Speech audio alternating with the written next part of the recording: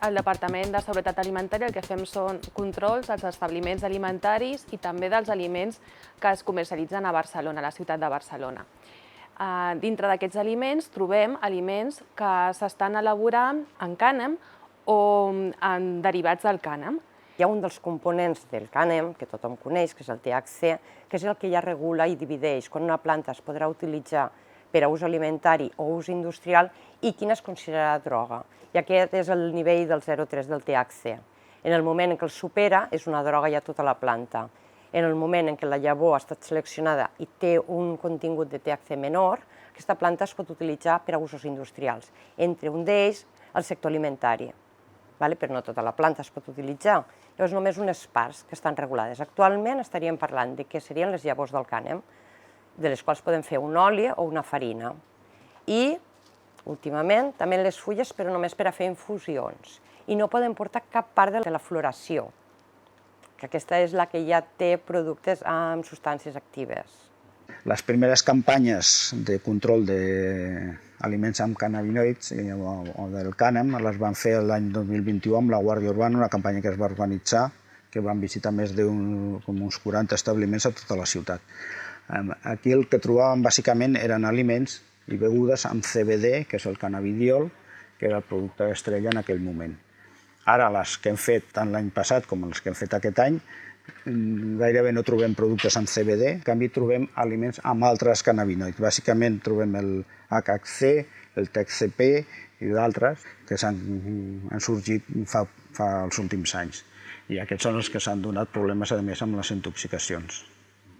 Són uns productes que aparentment són totalment inofensius i d'un consum habitual. Poden ser gominoles, patates, begudes, refrescos, de les quals ja porten substàncies que no estan autoritzades i no sabem els efectes.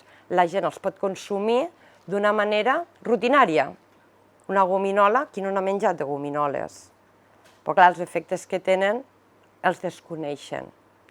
També és cert que la gent que anirà a comprar vol un producte del cànem, però com que és una botiga oberta al públic, dona molta seguretat a aquell producte. Està a la venda, tot el que està a la venda és segur. Doncs en aquests casos no. Trobem productes, bàsicament llaminadures, que tot i que posen en anglès gummis, a l'etiqueta en gros i ben clar, quan mires a la part del darrere, posa que és un producte que no es pot ingerir, que és un objecte de col·lecció.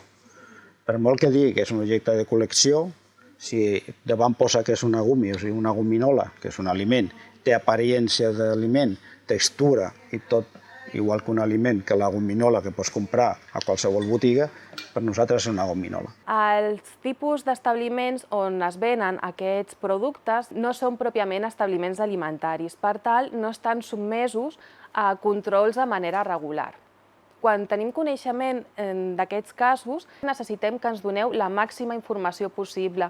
Necessitem que ens digueu on s'ha comprat el producte, si és possible, al carrer, amb el número, el rètol de l'establiment, i també necessitem les dades del producte. Si tenim una fotografia és perfecte, però si no, amb una descripció, si són ossets de goma, si són caramels de pal, si són begudes refrescants, amb tota la descripció que sigui possible, perquè llavors nosaltres anirem a investigar el lloc que ens dieu i també podem trobar els productes que ens esteu indicant més fàcilment.